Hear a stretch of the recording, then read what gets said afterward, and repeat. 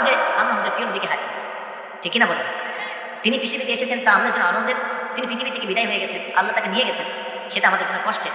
আর এটাই আল্লাহ তাআলা দেওয়া বিধান, তাই আমাদেরকে আল্লাহর সন্তুষ্টির উপরে অটুট থাকতে, আল্লাহর প্রশংসার উপরে থাকতে, ঠিক কিনা বলেন? এখন নবীর জীবন বৃত্তান্ত আলোচনা করবেন। নবী কেমনে চলছেন, কেমনে পড়ছেন, তার জন্ম মোবারক কেমন ছিল, তিনি যখন পৃথিবীতে আসলেন পৃথিবীর পরিবেশ কেমন ছিল, তিনি তারপর আল্লাহ তাআলা কি মর্যাদা দান করেছেন, এগুলি আলোচনা করবেন। সুবহানাল্লাহ পড়বেন, আলহামদুলিল্লাহ পড়বেন, এগুলির মধ্যে সওয়াব আছে, কোনো আপত্তি নাই। মিলাদ পড়াতে কোনো ধরনের আপত্তি নাই। কিন্তু বাংলাদেশে এই মিলাদ শব্দ নিয়ে একটা বিভ্রান্ত আছে, আমরা বুঝি একটা আর হুজুর সাহেব বক্তব্য দেয় আরেকটা, ঠিক আছে?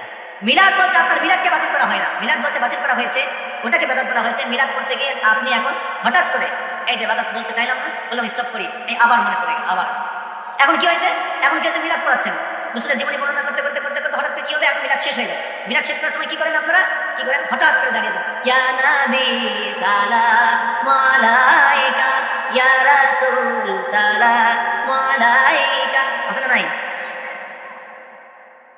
আর এটা তো কোনো কথাই খারাপ না। আপনি আমার এই কথা শুনে আমার তুচ্ছ যাচ্ছেন মনে করেন, আপনাকে ছোট করছে, এভাবে আপনাকে করছে, এটা প্রত্যেকটি কথাই ভালো ভালো কথা।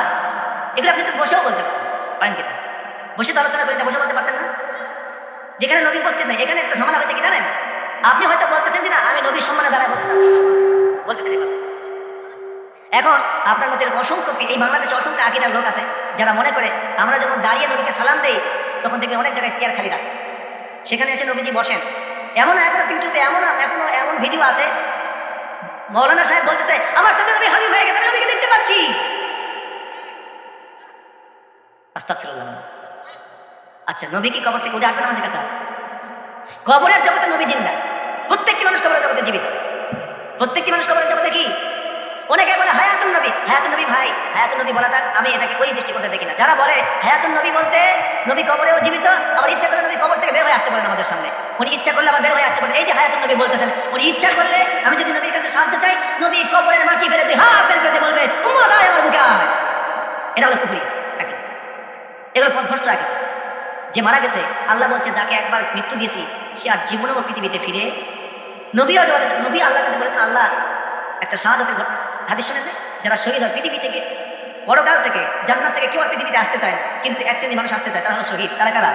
যারা জিহাদ করে শহীদ হয়, তারা বলে আল্লাহ আমাকে আরেকবার জান দেন, পৃথিবীতে যাই, আপনার প্রতি লড়াই করি, কাফেরদের বিরুদ্ধে লড়াই করে জানটা দিয়ে শহীদ হয়, আবার আসি, আবার জীবন দাও, আবার পৃথিবীতে যাই, আবার লড়াই করে, আবার শহীদ হয়, আবার আপনার কাছে আসি, আবার জান দাও, আবার পৃথিবীতে যাই, আবার লড়াই করে শহীদ হয়, আবার চলে আসি। সুবহানাল্লাহ।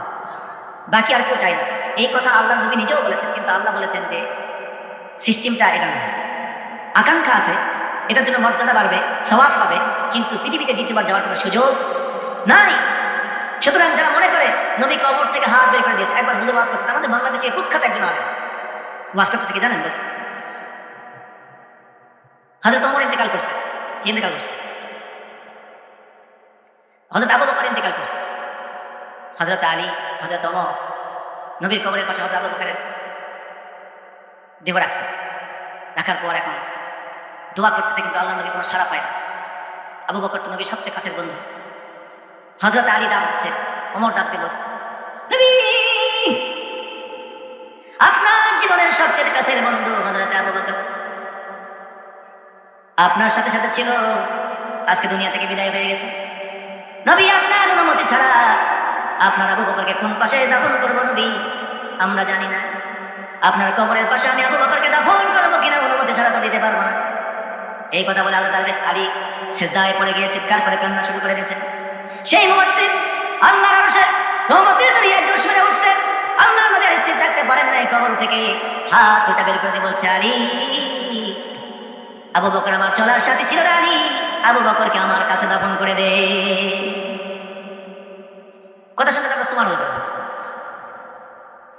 বাস্তবিক ওই সময় এসে বলবেন এই যে ভ্রান্ত আকীদা, ভ্রান্ত বিশ্বাস, এগুলো বিদআত, এগুলি না। যে কথা বোঝাতে এখানে আসলাম, এই যে দাঁড়ায় যায় আসসালামু আলাইকা ইয়া নবী সালামু আলাইকা বলে যে দাঁড়ায়, এই দাঁড়ানোটা হলো বিদআত। কারণ রাসূল সাল্লাল্লাহু আলাইহি ওয়াসাল্লামের জামানায় সাহাবীরা এটা করেন, তাবেঈনরা করেননি, তো আমরা করব কেন?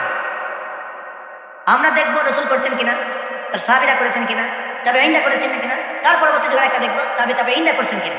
যদি না করেন, এরপরে কে কি করলো, কে কোন সুতায় ফু দিয়ে কি বানালো, ওটা দেখার কোনো দরকার নাই। আপনি দেখবেন রাসূল সাল্লাল্লাহু আলাইহি ওয়াসাল্লাম কি করেছেন, আল্লাহ কোরআনে কি বলেছেন, রাসূল সাল্লাল্লাহু আলাইহি ওয়াসাল্লাম কি করেছেন, হাদিসে কি বলেছেন,